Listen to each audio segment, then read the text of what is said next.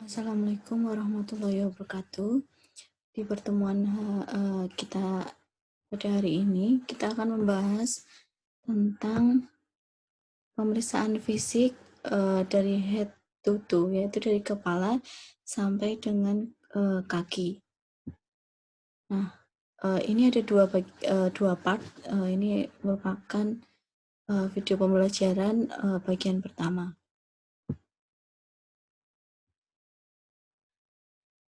Nah, kita harus mengetahui dulu apa artinya dari pemeriksaan fisik. Tindakan keperawatan untuk mengkaji bagian tubuh pasien baik secara lokal atau head to toe guna memperoleh informasi atau data dari keadaan pasien secara komprehensif untuk menegakkan suatu diagnosa keperawatan. Jadi pemeriksaan fisik ini bisa secara menyeluruh dari kepala sampai ke kaki. Bisa juga pemeriksaan ini hanya misal bagian kepala saja, bagian tangan saja, atau bagian abdomen saja. Nah, gunanya untuk apa? Untuk menegakkan suatu diagnosa, untuk menambah keyakinan untuk menegakkan diagnosa. Nah, di sini ada tujuan dari pemeriksaan fisik. Yang pertama adalah untuk mengumpulkan data dasar tentang kesehatan klien. Nah, selain data yang berupa data subjektif, data objektif, ada juga data dasar yaitu data tentang pemeriksaan fisik. Yang kedua, untuk menambah, mengkonfirmasi atau menyangkal data yang diperoleh dalam riwayat keperawatan. Yang ketiga adalah untuk mengkonfirmasi dan mengidentifikasi diagnosa keperawatan. Jadi misal pasien sudah didiagnosa misal turgor kulit jelek, dehidrasi. Nah, untuk menunjang diagnosa tersebut, nah diperlukan pemeriksaan fisik di kulitnya, apakah turgornya benar-benar tidak elastis atau masih elastis. Yang keempat adalah untuk membuat penilaian klinis tentang perubahan status kesehatan klien dan penata laksanaannya. Misalnya gini contohnya, misal hari pertama pasien diperiksa di abdomennya terdapat luka, ternyata sudah dilakukan perawatan selama 5 hari. Nah, untuk merubah status tersebut, maka diperlukan pemeriksaan fisik berlanjut, dilihat lagi apakah masih ada luka di abdomen tersebut. Nah, yang terakhir adalah untuk mengevaluasi hasil fisiologis dan asuhan keperawatan. Selanjutnya adalah manfaat pemeriksaan fisik. Pemeriksaan fisik ini bermanfaat untuk data membantu perawat dalam menegakkan diagnosa keperawatan. Jadi data dari pemeriksaan fisik ini sangat membantu bagi kalian perawat untuk menegakkan suatu diagnosa. Yang kedua adalah mengetahui masalah kesehatan yang dialami klien, ya. Otomatis kalau kita tahu pemeriksaan fisik, oh di bagian kepala mungkin ada benjolan, oh di bagian telinga ada perdarahan. Nah, jadi kita tahu masalah di pasien itu ada di mana. Selanjutnya adalah sebagai dasar untuk memilih intervensi keperawatan yang tepat. Nah, setelah didiagnosa, otomatis pasien tersebut akan dilakukan tindakan. Agar tidak salah, makanya pemeriksaan fisik ini wajib dilakukan. Dan yang terakhir adalah sebagai data untuk mengevaluasi hasil dari asuhan keperawatan. Nah, apa aja yang akan kita pelajari atau kita diskusikan untuk pemeriksaan fisik dari kepala sampai dengan kaki atau head to toe? Yang pertama, kita akan membahas tentang kulit, rambut, dan kuku. Yang kedua akan membahas tentang di bagian kepala, yaitu mata, hidung, telinga, dan mulut. Yang ketiga adalah bagian leher. Keempat, bagian dada. Kita akan memeriksa tentang jantung dan paru. Yang kelima, abdomen. Kita juga memeriksa tentang hati, limfa, dan ginjal. Nah, ini nanti yang akan kita pelajari di pada bagian 1, ya, atau part 1 untuk materi pemeriksaan fisik. Untuk bagian keduanya, kita akan bahas tentang genitalia, rektum, dan anal. Selanjutnya ada kekuatan otot, Dan terakhir adalah membahas tentang neurologi. Nah, ini sudah masuk ke pemeriksaan pertama, yaitu pemeriksaan kulit, rambut, dan kuku. Pemeriksaan kulit. Nah, di sini tujuannya untuk mengetahui apakah turgor kulit dan tekstur kulit bagus atau tidak. Terus untuk mengetahui adanya lesi itu luka pada kulit. Terus selanjutnya adalah tindakan yang dilakukan adalah inspeksi dan palpasi.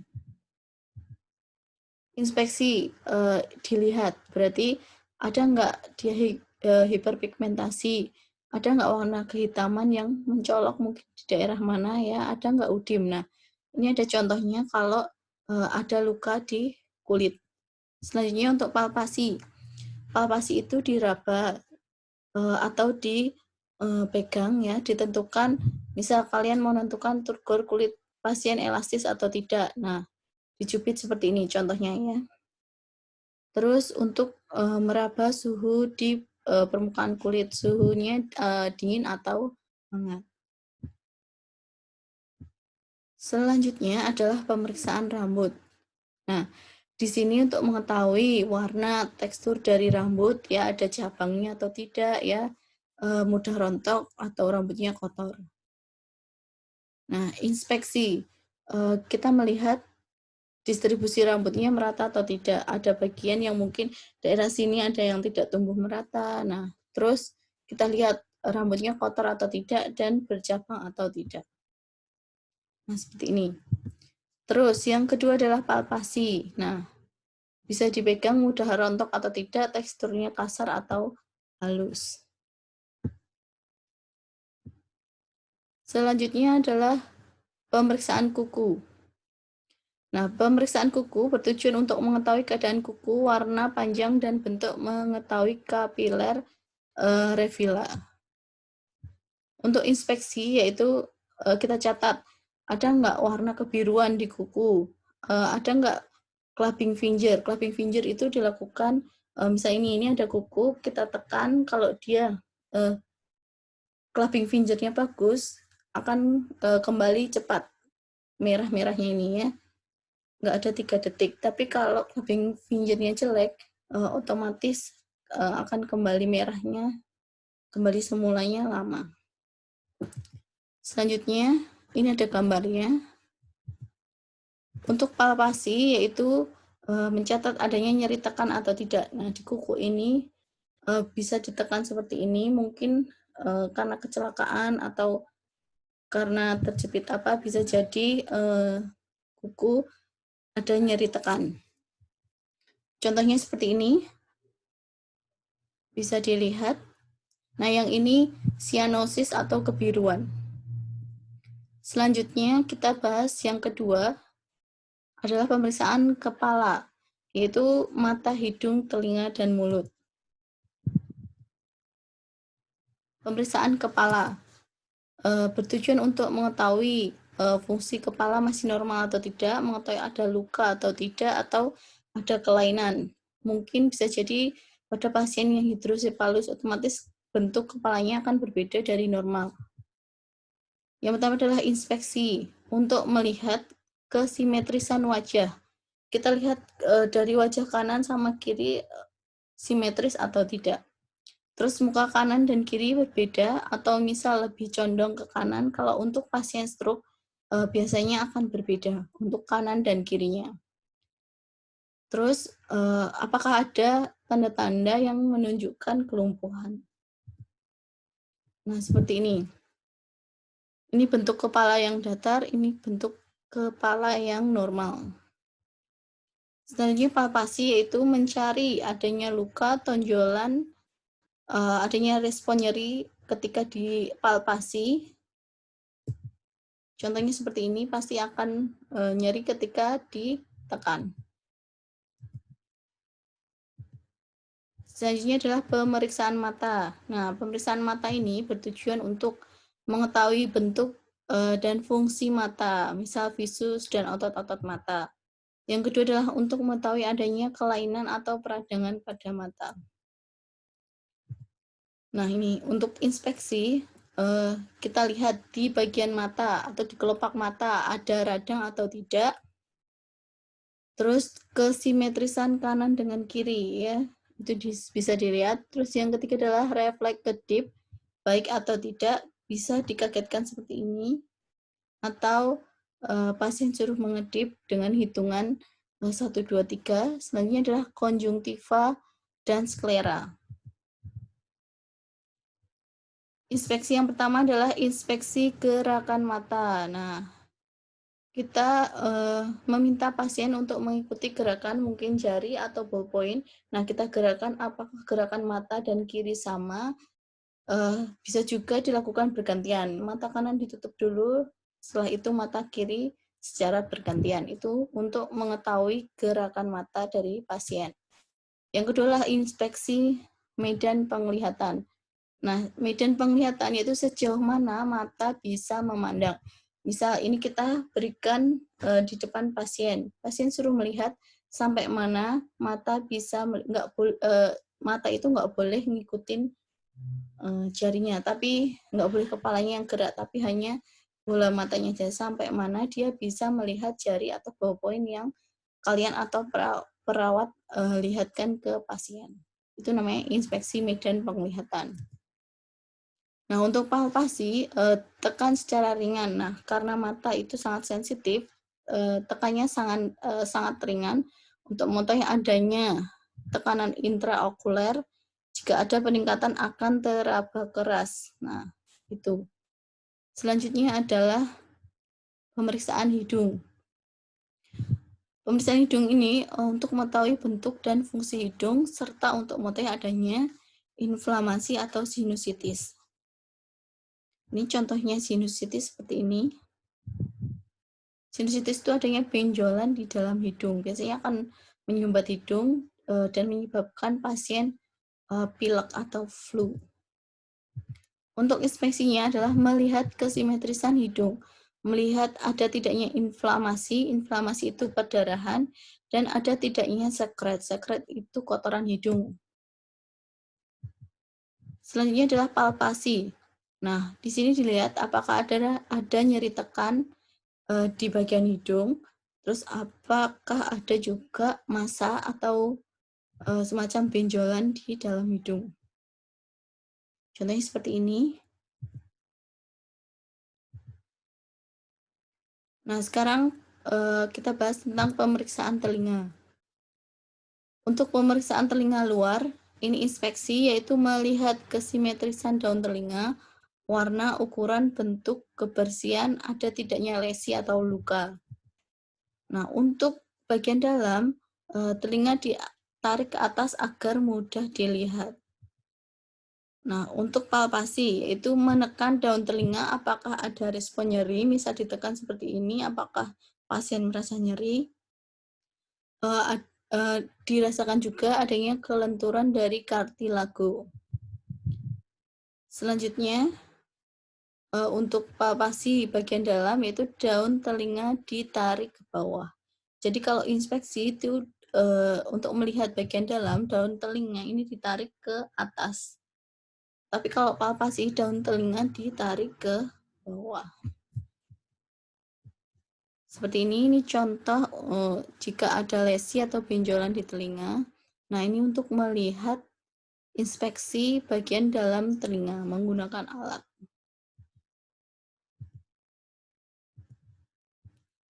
Nah, ini untuk pemeriksaan pendengaran. Ada 3 macam pemeriksaan. Yang pertama adalah pemeriksaan dengan bisik, yang kedua menggunakan arloji, dan yang ketiga menggunakan garpu tala. Nah, menggunakan garpu tala ada 3 cara. Yang pertama adalah tes Rine. Ini seperti ini contohnya. Yang kedua adalah tes Weber, dan yang ketiga adalah tes Webeck. Ini contoh gambar dari garpu tala. Yang di sini adalah contoh pemeriksaan dengan bisik. Yang ini mungkin dengan arloji atau dengan alat komunikasi lain.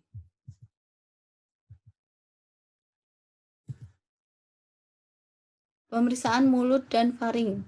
Nah, di sini untuk mengetahui bentuk dan kelainan pada mulut, dan untuk mengetahui kebersihan dari mulut.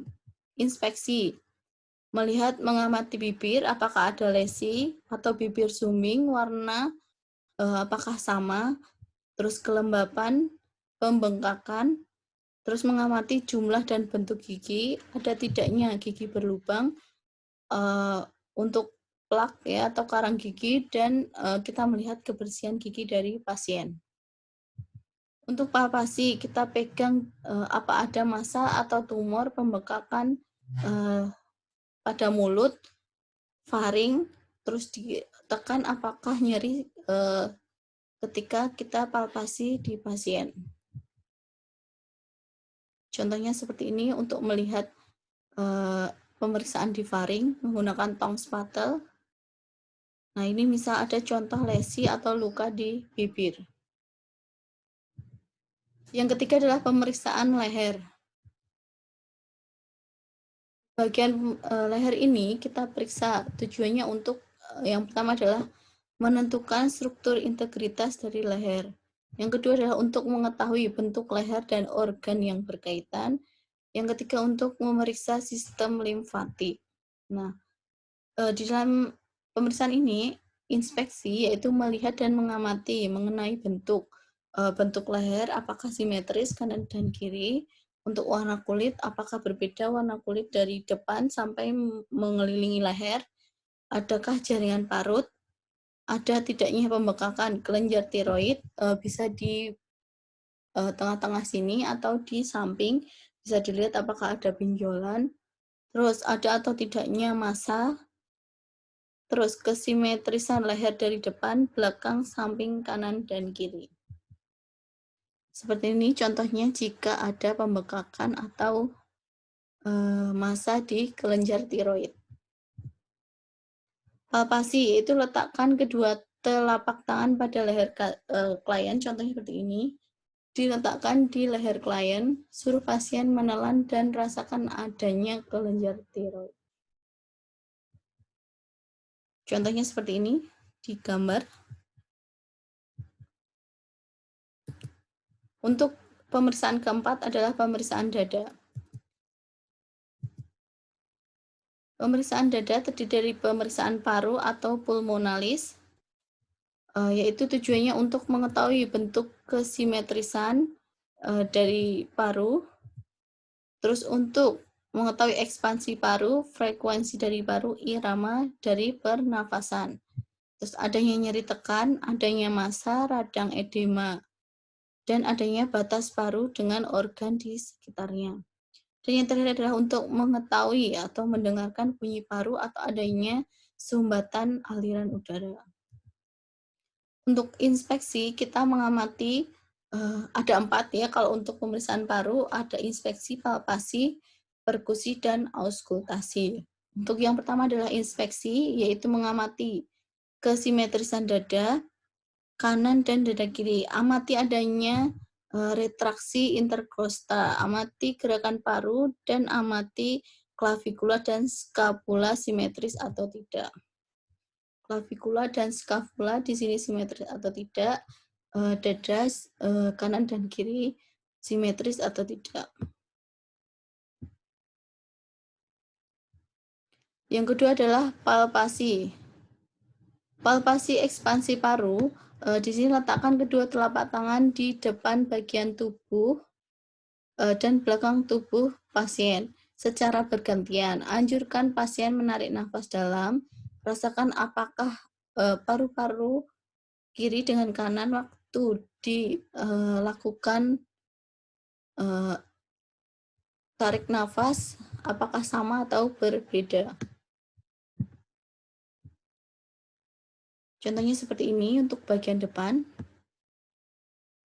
Nah, untuk palpasi taktil fremitus, meletakkan telapak tangan di belakang dada tepat pada apeks paru, menginstruksikan pasien untuk mengucapkan kata 99 atau 77, dan membandingkan fremitus pada kedua sisi paru, antara paru kanan dan paru kiri, apakah fremitusnya sama atau tidak.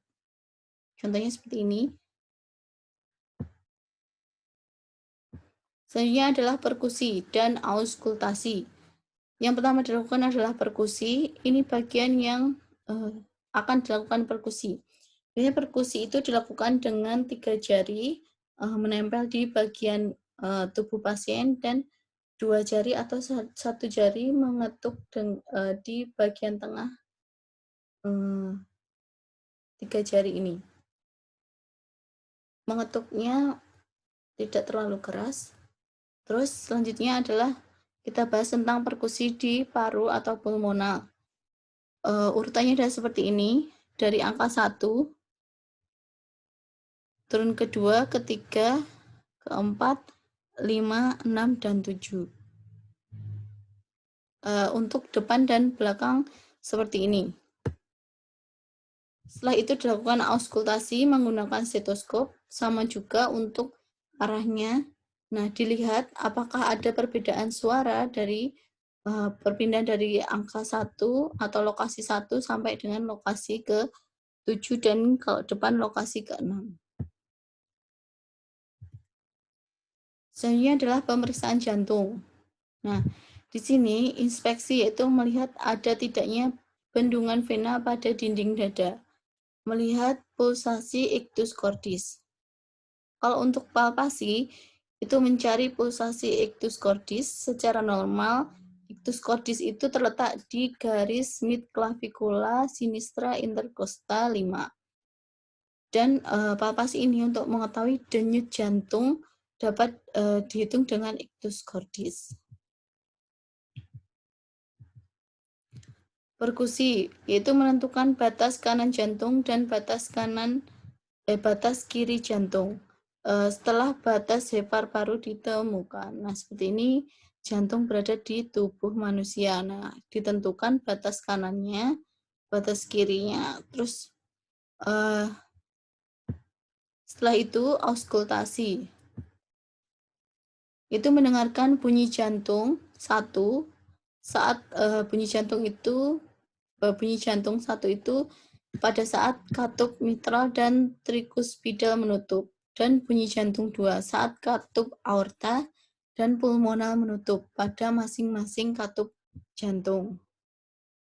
Nah, katup mitral terletak di garis mid clavicula sinistra intercostal 5. Katup trikuspidal terletak di garis parasternal sinistra intercosta 6. Katup aorta terletak di garis sternalis dextra intercoste 2. Dan yang terakhir adalah katup pulmonal terletak di garis sternalis sinistra intercoste 2. Itu untuk auskultasi. Nah, untuk urutannya seperti ini. Bisa lihat di gambar.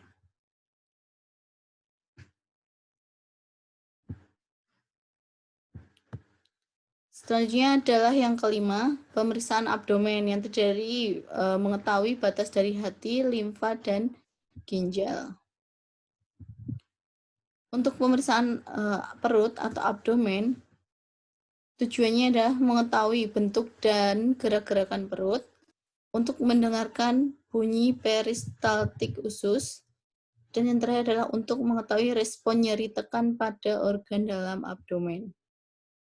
Yang pertama adalah inspeksi, yaitu mengamati bentuk perut secara umum, warna kulit, adanya retraksi atau penonjolan, adanya ketidaksimetrisan, adanya asites atau edema di bagian perut.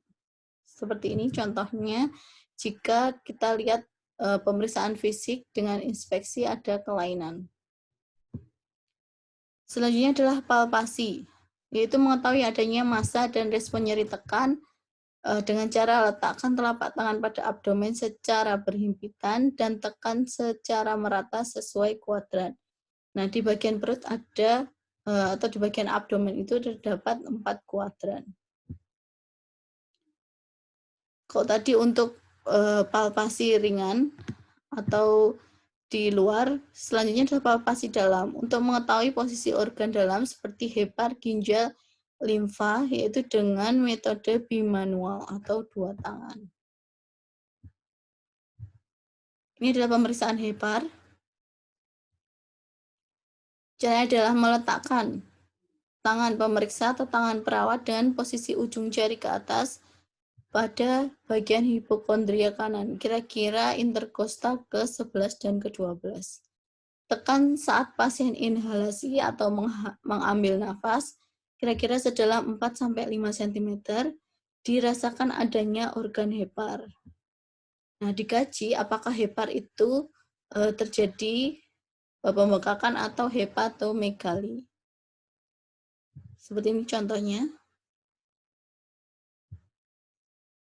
Selanjutnya adalah untuk mengetahui batas limfa atau organ limfa, yaitu dengan cara menganjurkan pasien untuk miring ke sebelah kanan dan letakkan tangan pemeriksa atau tangan perawat pada bawah interkosta kiri dan minta pasien mengambil nafas. Dalam mengambil nafas dalam atau inhalasi, kemudian tekan saat inhalasi dan tentukan adanya limfa. Pada orang dewasa, normalnya limfa ini tidak teraba. Ini contoh limfanya. Nah, ini contoh menekannya seperti ini. Selanjutnya adalah untuk mengetahui ginjal. Tujuannya adalah untuk mengetahui batas ginjal. Caranya dengan palpasi ginjal kanan, letakkan tangan pada atas dan bawah perut setinggi lumbal 3-4 di bawah kosta kanan. Untuk palpasi ginjal kiri, letakkan setinggi lumbal 1-2 di bawah kosta kiri. Dan yang terakhir adalah tekan sedalam 4-5 cm setelah pasien inhalasi. Jika teraba adanya ginjal, rasakan bentuk, kontur, ukuran, dan respon nyeri. Jadi ketika ditekan itu, pasien merasakan nyeri atau tidak. Nah, seperti ini contohnya.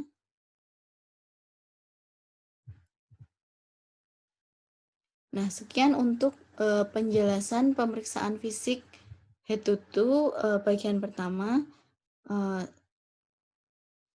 Untuk materi selanjutnya adalah pemeriksaan fisik head to toe bagian 2 akan membahas tentang genitalia, kekuatan otot, dan tentang persyarafan. Nah, semoga hari ini atau pertemuan kita hari ini bermanfaat.